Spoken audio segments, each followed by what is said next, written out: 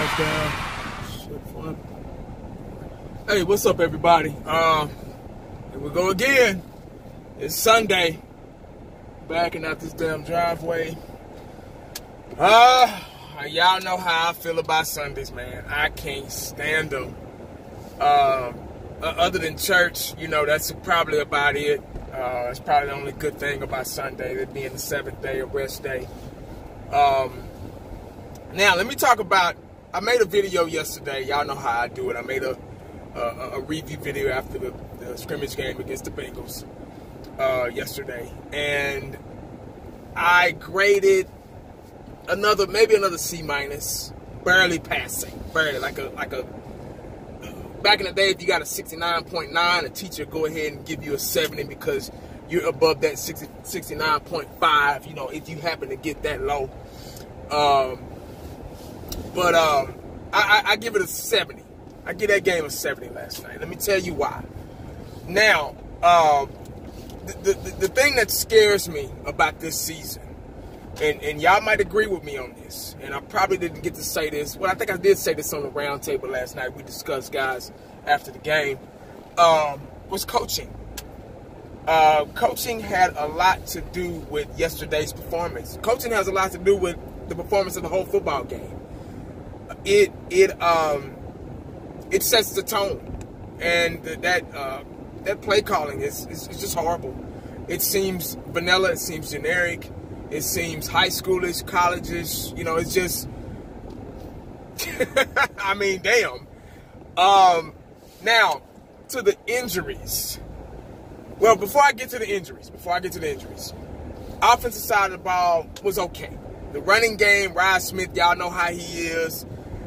He's one of those guys that has to get warmed up, and that's what he started doing. He started getting in the rhythm, and, you know, he started running, gaining some yards and getting some big runs. Dak Prescott played okay.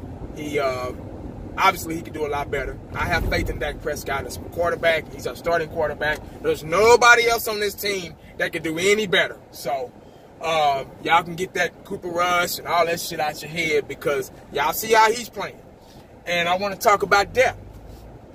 Depth on this team is horrible. When somebody falls, we have nobody to step in and take over. And that's in a lot of positions.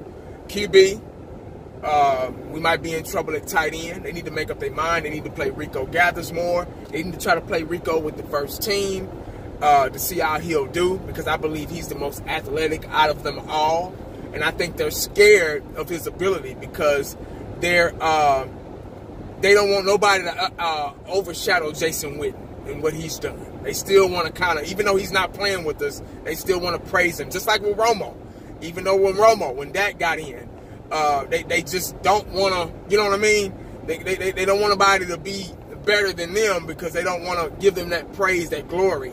Because Dallas Cowboys are all about image. Seems like, not about winning, but image. And it's stupid, you know. But that's just my feeling on it. We have a depth problem on this team, and that's on both sides of the ball. Now, our defense is very good. It is very good. It just like I said in my video last night, and maybe on the round table as well, it's a little different from what I've seen last year. Last year, we were kind of all over the place and playing a safe, you know, cover three prevent defense, maybe dime sometimes. And, you know, we were so worried about not giving up the big play that, you know, all those nickel and diamond, they were nickel and diamond up the field on us and, you know, scoring. It was a very a safe defense. Now it's a little bit more aggressive. Jalen Smith is 100%, so he's making a difference. Sean Lee was in last night. Didn't really do too much, but, you know, Sean Lee is a gamer. He's a guy, he's a general, he's a leader of this defense. So as long as he stays healthy, and we got Jalen Smith and even, what's his name? Wilson. Damian Wilson is stepping up, number 57. Oh, my God. Really, really stepping up. I'm really proud of that man. Our secondary is good. Cheeto is going to be a shutdown corner. Byron Jones is shockingly, you know, for me, because I gave him a lot of slack on you know, switching from safety to corner, and I was worried about it at first, but he's coming along. He's beginning. He was the one that tipped the ball, and they got the interception last night, and then he picked up the fumble too. So that's a good thing. So our defense, I'm really, the only part I'm worried about is my defense is that hot boy shit. Still didn't get a sack last night. You can't give yourself a name if you do not get sacks. So, you know, you got your money, so we need some productivity out of you. And that's the bottom line. Gregory needs to play more. I believe Gregory is, he just needs the reps. That's all. He just needs to stay in there to get his wind, build up his endurance, his stamina, and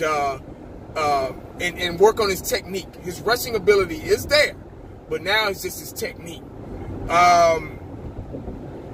That's pretty much it about last night's game. I really don't care about the score. I know a lot of guys, y'all lost again. They really, preseason, there's no winners, there's no losers.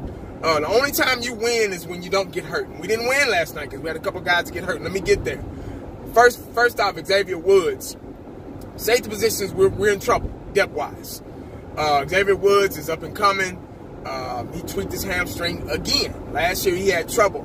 That's what kept him out last year a lot of times. Because that hamstring. I had a buddy that ran track. He ran track for Skyline in Oklahoma, OU. I grew up with him, man. Real good friend of mine. And he knows better than anybody about hamstrings. They are very hard to heal. You're using your hamstring, like I said in my video last night, you're using your hamstrings when you don't even realize it. It's a big rubber band almost, kind of like your Achilles. It's a muscle. It's a big rubber bandish type muscle. And, you know, when you tweak that hamstring, you pretty much got to stay off of it. So we probably won't see him no more this preseason. Along with Zach Martin. Now, do y'all think that was a dirty blow or an accident? I don't know how to feel about that. I think old boy just saw Zach Martin coming because Zach Martin, like I said, he pulled. It was a run play to the right, and he pulled. And he was coming to pancake his ass, lay his ass out. And old boy got scared and folded, and then Zach Martin just kind of fell over him, hyperextended that knee. Luckily, he didn't hyperextend that knee enough to pull that tear his Achilles. So that's a good thing. I think they had an MRI today. They said nothing was serious, so that's a good thing. So hopefully, they said he'll be back. He'll be ready for the season opener, so that's good.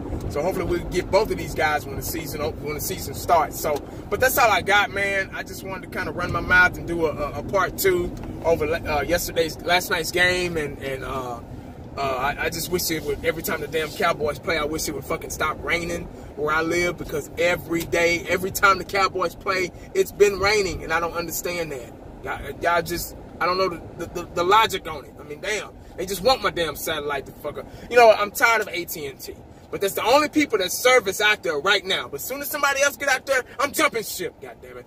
You know what? I'm going to protest again about AT&T. Don't get AT&T, because every time the wind blow, you lose the damn signal. But that's all I got, man. Make sure y'all stay cowboyed up, because you never know what the day is going to bring you. Holla back at your boy. I'm out.